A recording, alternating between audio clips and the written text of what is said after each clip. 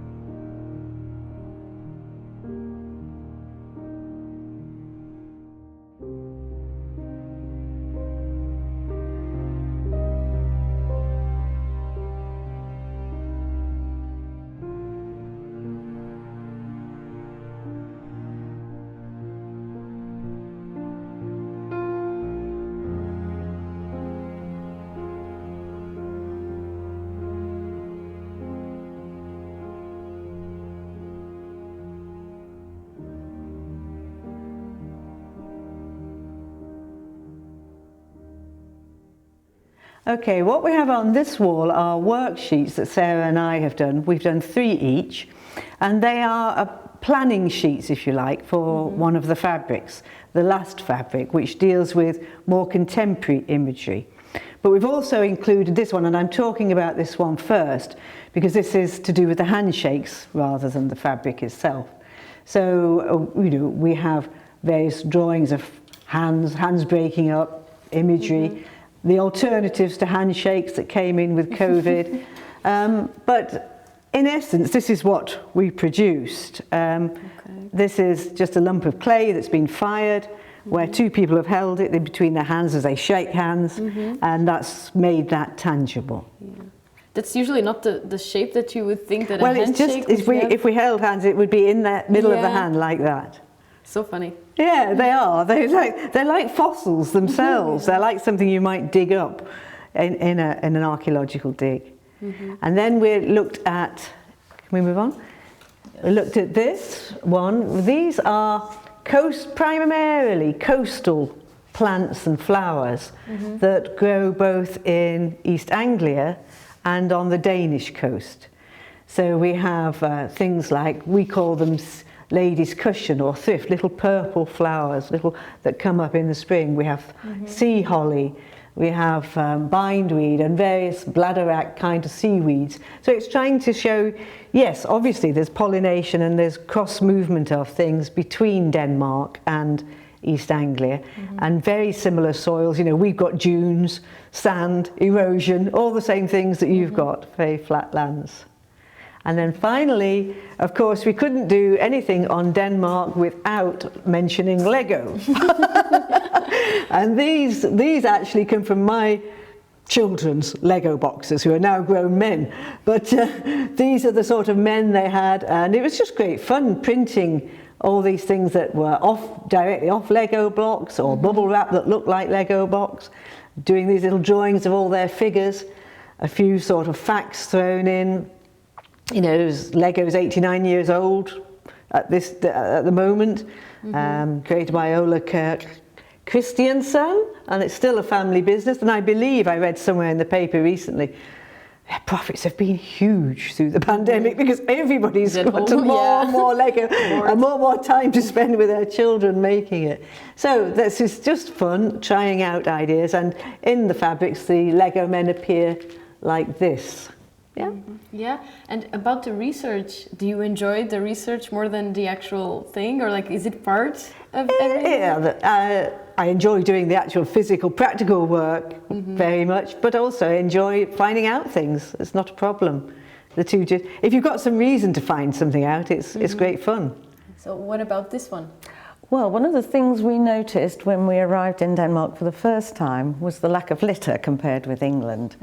And I was quite interested in finding objects, sort of just found objects, see what there was lying around. We couldn't find very much, but we found all the beer bottle tops crushed into the pavement, and they reminded us very much of the bracteates and the coins that we'd found, you know, during our research about archaeology. And it was really interesting because obviously these things have been thrown away and discarded in Denmark and were seen as absolute waste, but to us it was like finding a treasure, and it made us think about how an object can change in its value comparing who's holding it. A bit like the cowrie shells, you know, which were, for some people, were just there on the beaches everywhere, and for other people they were a significant trading monetary item. So these were the ones that you found? So then I took them home and made some moulds of the bottle tops, and then cast them in clay. And when we were in the museum in Copenhagen, there was a large earthenware bowl with a hoard of coins in it that had been found. And I thought, this is like a modern day version of treasure. So this is the clay that I dug up from my own garden. And that kind of links in with the idea that Denmark and England over the years have swapped ideas with pottery about design and the clay that's used, and then put the bottle tops in the bowl as a kind of modern hoard of discovery for us. Because they do look like coins. They do, yes. And weird. Yes, exactly, yeah. And when we were in Copenhagen Museum, we saw some designs that had been on coins and bracteates and things that were abstracted. They began like an animal face, but slowly over the years they were abstracted to become very sort of design orientated. And I tried to do that when I was drawing the bottle tops. I tried to abstract them more, so rather than being such an obvious thing as this, to give them more of an abstracted look about them. So sort of taking on board their ideas. And interestingly, coins were one of the things that was swapped over, the ideas about coins, because the Vikings, well, Denmark didn't really have coinage before.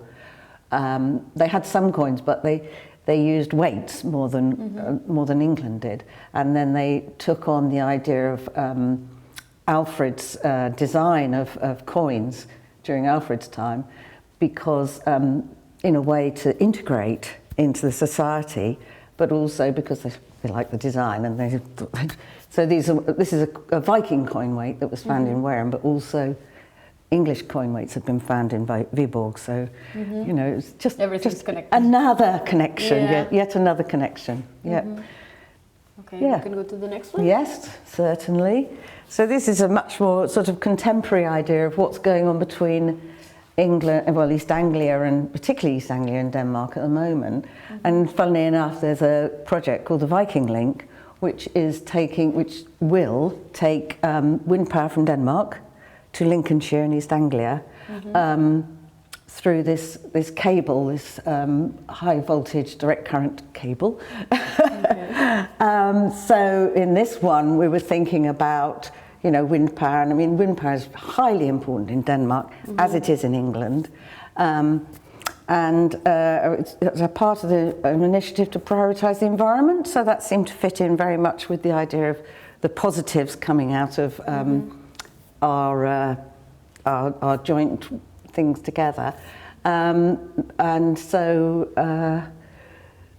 Yes, and of course boats are used still for trade. Another interesting point is, I don't know if you can see, but these are a very light drawing of Norfolk wherries, which is a particular sort of boat specific to Norfolk, which the keel is based on the Viking longships. So we kept finding these little interesting bits all the way along. So that's kind of like modern sharing of ideas and things, and power. Good. So next one. And then we were also thinking about language and how language, our shared language really. And in England, there are, let me see. Oh, so yes, at the moment, 80% of people speak English in Denmark, but our language is full of Danish words. Really? And we have over 100 towns and villages in Norfolk, just in Norfolk alone, which is quite a small county, with Viking words in them, like we have, so these are the original Viking words, this bridge, sko. I'm sorry, my pronunciation is appalling, but in English we'd say garter, I'm sure that's Kirkester. And here are the names of some of the towns and villages in Norfolk that are like Attlebridge, Stowbridge, Sco, Ruston, Scottow. Everything that it's related. Yes, exactly. So, and there are a lot? There are a lot. I mean, this is a small amount of them. And interestingly, whilst we were here talking to people about our work, we discovered how many Danish words are derived from English words, which we hadn't thought of before. So all the time we're learning more about it. And I tried to make this one look a bit like a path, because as Brenda was saying, the seeds from plants are kind of unexpected exchange, and all the time when you have exchange you get these unexpected benefits, like seeds transporting across. And so I was just trying to think about, like, you know, travel really, just sort of to integrate travel, and a bit about Doggerland, but we've already covered that. Perfect. So now about the boats. And the boats, well, obviously boats are a very significant part of this trading. Yes. And so we were thinking, and not only the important about trading, I mean, they're so significant of so many things, particularly with boat people now, immigration. I mean, only yesterday, 27 people died trying to get over to England. And so we thought about boats as fragile objects, but also as, you know, tough for war and for exploration and for trade and just for adventure as well. And so we started thinking about the tales that boats would have to tell. So initially I made these just thinking about the tales they might tell, but these are quite tough and strong compared. So I just put sort of all different sorts of iconography that we'd found on other pieces of ware and things, and was it random, the choice, or? Well, it was informed by the work we did on the cloths, but also random, yes. A bit of both, a bit like the cloths. But we just wanted that idea of a boat, you know, and the tales that a boat can tell of distress and pleasure and, you know, gain and loss, and all those things. Yes, a bit like the handshake is significant of so many things. So that kind of led us on really to trying to make the boats more simplistic and more fragile, but strong. And so we started then thinking about making the tissue paper boats, which we went to town on then. 500 of them instead of 20. Yes, then maybe we can check it out downstairs. Yes, now. yeah, absolutely. Perfect. Yes, Thank great. you. Let's go. Okay.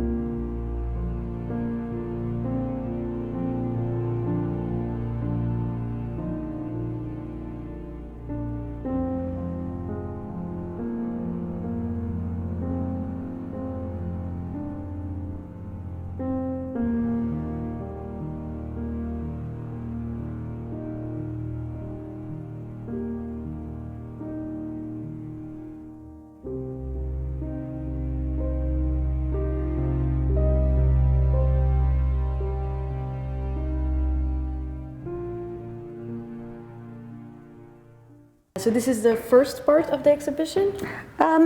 Yes, this is the first part, because upstairs it was the kind of experimental stage, and now we're coming into the more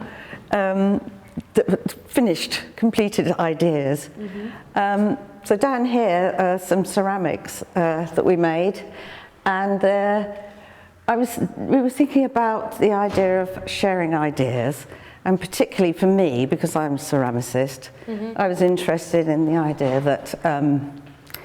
that designs were taken over to Denmark and used, and that clay was sometimes taken back, and how there were things, the archaeology that was found was just proved over and over again this connection.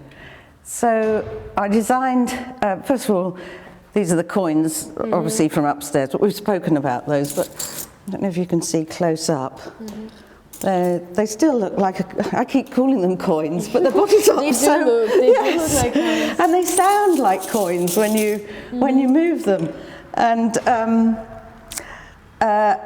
but the vessels are very much based on a design that I saw in the museum in Copenhagen, but obviously used with soil from Norfolk, clay from Norfolk. And I was looking at the iconography that we'd found when we were here, and the Gunstrup, particularly the iconography on the Gunstrup cauldron, which is in itself an amalgamation of so many different societies working together to make one amazing piece. And on that there's an image of what they think is an image of, I mean, you know, it's all very, you know, nobody knows for sure anything really, but this idea that that warriors were moving up, people who died in battle would move up into a cauldron and then into the afterlife, where they live again in the afterlife. So this is like representing death? It was there, yes, but it reminds me very much of us travelling on the plane and all queuing up with our luggage and going through the Ryanair thing and ending up, these are little Ryanair symbols, ending up flying with our baggage, and how the aspirations of people long ago were so different from our aspirations now. We seem to have a much more materialistic society, and I've spoken to people in Denmark who feel the same way, that we've become much more materialistic, and also, you know, all the problems with our environment. And I was just interested in the way that our attitudes and ideas have evolved from, you know, from Viking times or beyond, or before then. So that's what I was thinking about when I was doing these pots, just that more about our exchange of ideas, and but trying to give it a kind of more contemporary feel to it. And those are the boats that you were making? Yes, these are the boats, the beginnings of the boats. So 500? 500, yes. How long did it take for you both to do 500 of these? Well, we were in lockdown, so it was actually a really useful thing to do as well, and it was quite good to have that every day. You make 10 boats, you know, and because we could communicate via camera and telephone, we kept finding new ideas. I mean, very accidentally, I put my PVA glue, because it's like PVA glue and tissue paper, I put it in a tin that was rusty. And so I started getting these dark colours, and we thought, oh, because we were going to start off with just white tissue paper boats. But then we started getting these like colours, and what's really interesting about them is they look so fragile, but they're actually really strong, and they're only like a little bit of tissue paper and glue. But they're really strong, and they just kind of had that essence of people travelling, and how a boat is so fragile on the sea, but also so strong. Yes. So that's the beginning of the boats travelling through, and being here, we realised that they were the common thread through all our work. So we started arranging it so that they threaded through the work. Yes, exactly. It's because it's such a common thread, and a boat is such an iconic item anyway, just, you know, in all societies. So yeah, that's it. And what about this piece? Well, Brenda will talk about that. This is an experimental piece for the large cloth, so Brenda will talk about that in a minute. Perfect.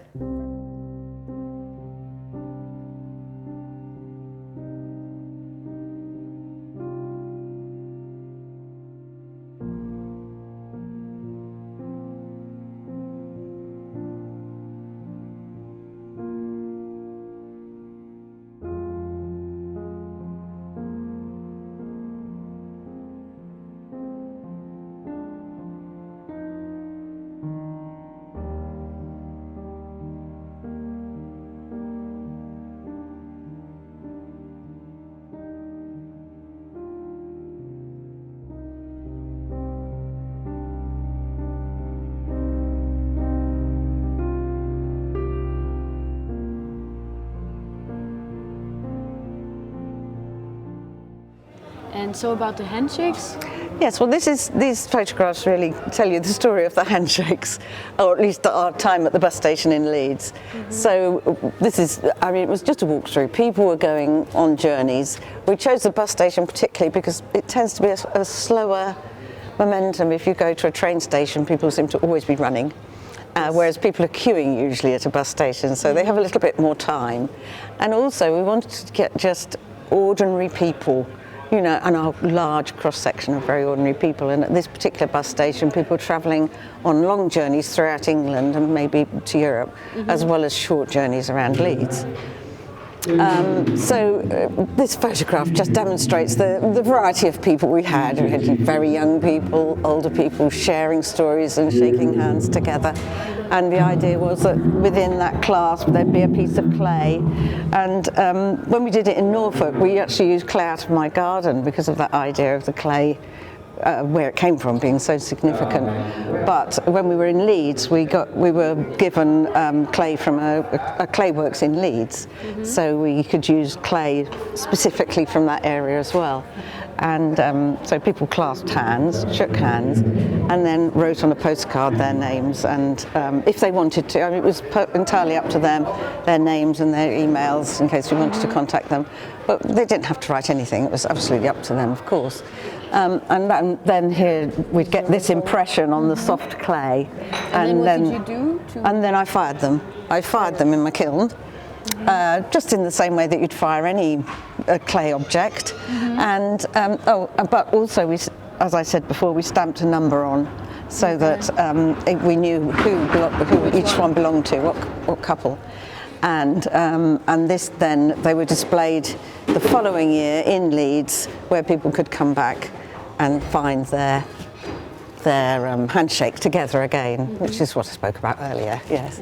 But I've got some little stories here that I thought I might just read to you, just a cross-section of the stories that people said. So a young boy who described himself as a gypsy was shy initially and wanted to tell me all about his life and family. People were so happy to talk and spend time. It was really, even if they were in the middle of doing something. Later on, 2 different families shook hands and discovered they were going to the same pantomime together at the same time. A young homeless man from Gaza who was staying in a hostel, had been seeking asylum for 14 years, was sad but stoic about his life slipping away, not being with his family. He just loved the feel of the clay and talking to us. And there are a couple of women who had phobias about getting their hands dirty, but so much wanted to be part of the project that they did it anyway. Yeah, and luckily there was a toilet right nearby, so they could go and wash their hands. I shook hands with a dog, and we've got one of the clay lumps has got a dog's print on it. Sorry, I had some others. Oh yes, a young man who'd just been to see his probation officer was looking forward to visiting his children. There was another young, older man who was going away for 2 weeks and was going to not see his family for 2 weeks, and he was in tears about it. But people felt that they could kind of speak to us and spill out everything that they felt. It was such a useful tool for people communicating. That's what we felt mostly. That's so good. Yes.